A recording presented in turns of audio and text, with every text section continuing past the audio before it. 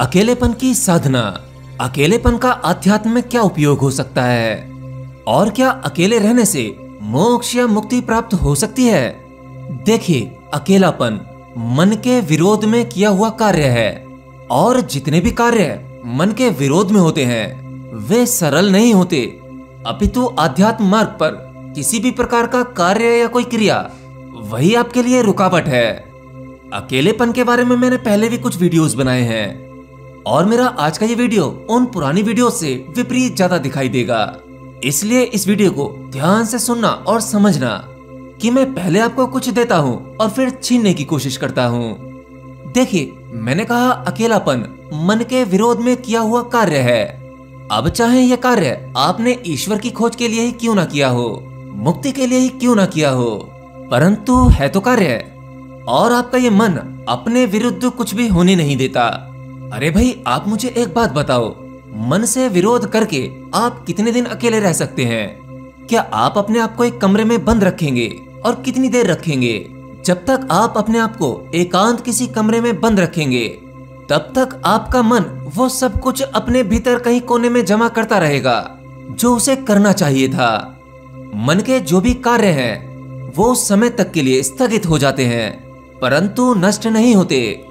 आप अपने मन को जबरन रोक तो लेंगे, कमरे में बंद करके एकांत की साधना भी करेंगे, परंतु आपके मन ने जितनी देर कुछ नहीं किया वो सब कुछ अपने भीतर सूक्ष्म तल पर जमा कर लेगा और जैसे ही आप कमरे से बाहर निकलेंगे मन को मौका मिलते ही भारी विस्फोट करेगा।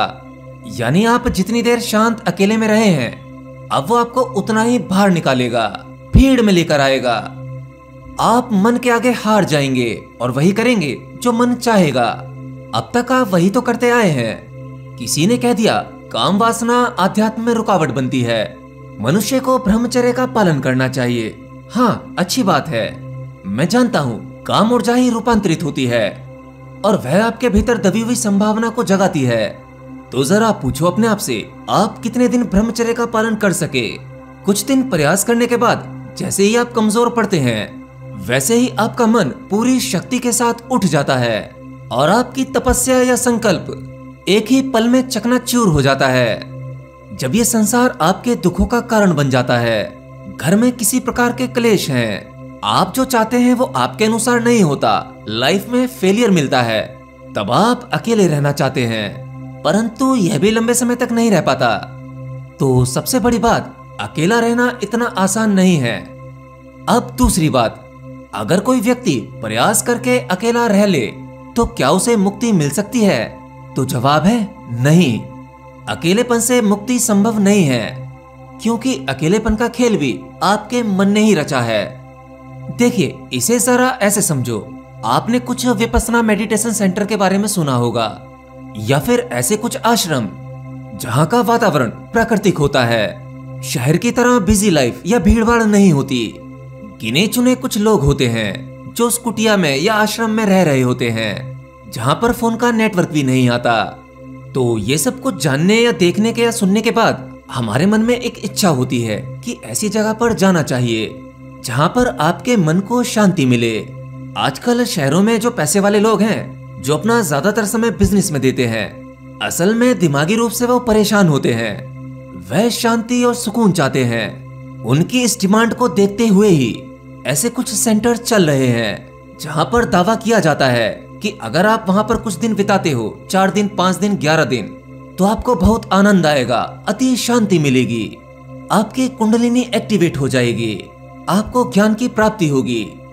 तो इसी सुकून और शांति को पाने के लिए कुछ लोग वहां पहुंच जाते हैं और जब तक वो लोग वहां रहते हैं तब तक उन्हें सुकून और शांति महसूस होती है। उस प्रकृति के नजदीक पेड़ पौधे पहाड़ों के पास उन्हें बहुत आनंद आता है और वह अकेला रह के खुश महसूस करते हैं। असल में यह सुख और शांति आपके अंदर परिवर्तित नहीं हुई है, यह सुख शांति तो उस विशेष जगह की है जिस जगह पर आप ठहरे हुए हैं। देखिए, हर एक जगह, हर एक स्थान अपनी ही क्वालिटी से रिचार्ज होता है। पहाड़ों, पर्वत, नदियां, जंगल, खेत, इन सब की अपनी अपनी क्वालिटी होती है। यहाँ पर विशेष तरंगे बह रही होती हैं या कहूँ ये विशेष स्थान विशेष ऊर्जा से चार्ज होता है क्योंकि लोगों की भीड़ ने इसे अब तक गंदा नहीं किया है। तो इसलिए जब तक आप ऐसी जगह पर रहते हैं, शांति और सुकून महसूस करते हैं, विचार कम हो जाते हैं, प्रकृति में रहते हुए प्रकृति के प्रति चिंतन बढ़ता है, तो आपको अपने भीतर से कुछ सवालों के जवाब भी मिल जाते हैं, जिसे आप आत्मज्ञान हो रहा है ये समझने की भूल कर बैठते हैं।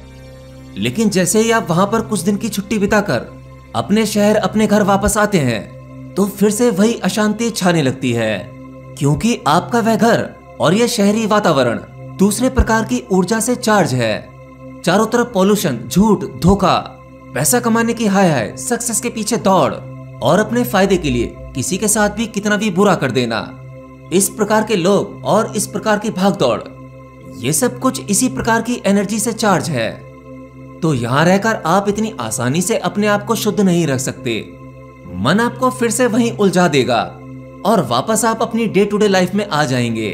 दुख, दर्द, अशांति फिर से छा जाएगी और फिर आप लोगों से कहते फिरोगे कि मैं फला फला जंगल में या पहाड़ों के पास गया था, जहां पर मुझे बहुत सुकून मिला, फला फला गुरुजी ने मुझे ध्यान कराया और मेरे जीवन में परिवर्तन आ गया था। अरे भाई, वो परिवर्तन आ गया था, परंतु अब कहाँ है? तो ये सब कुछ क्षणभंगुर होता है, परमानेंट सॉल्यूशन नहीं होता। तो अब सवाल यह उठता है कि अकेलेपन की साधना से या फिर अकेले रहने से फायदे क्या होते हैं? देखिए, अगर आप अपने आप को अकेला रख सकते हैं तो इसके बहुत से फायदे भी हैं। जैसे अकेलेपन में आपका चिंतन ऑटोमेटिकली बढ़ जाता है। इस प्रकृति और सृष्टि के प्रति आप सचेत रहने लगते हैं। शांत रहोगे तो ऊर्जा का इस्तेमाल कम होगा, जिससे आपकी बुद्धि शार्प हो जाएगी। किसी नई चीज या कहानी की खोज भी कर सकते हो, क्योंकि बड़ी से बड़ी खोजों के आइडियाज अकेलेपन की अवस्था में ही आते हैं। ज्यादातर खोजें एक्सीडेंटल हुई हैं और उन खोजों के आइडियाज मनुष्य को अकेलेपन में ही आए हैं। अकेलेपन में रहने से व्यक्ति फिलोसोफर बन सकता है। समाज में रहते हुए अगर आप अकेले रहते हैं तो आपकी गिनती बुद्धिमान व्यक्तियों में होने लगेगी। ऐसे न जाने कितने फायदे हैं अकेले रहने के। जैसे अकेले रहोगे तो प्रॉब्लम्स भी कम होंगी। अब आखिरी बात, अकेलेपन से मुक्ति नहीं मिलती तो हम अकेलेपन की साधना क्यों करें?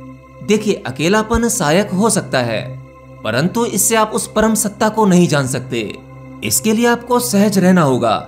उस परम सत्ता, उस अविनाशी को जानने के लिए, मुक्ति पाने के लिए दुनिया में अगर सबसे सही स्थान है तो वह स्थान है जहां आप अभी रह रहे हैं। संसार, समाज और परिवार में रहकर ही, सभी मित्र संबंधियों के साथ रहकर अपने आप को, स्वयं को इनसे मुक्त जानना, जीवन को सरल बनाना बिल्कुल स्वाभाविक।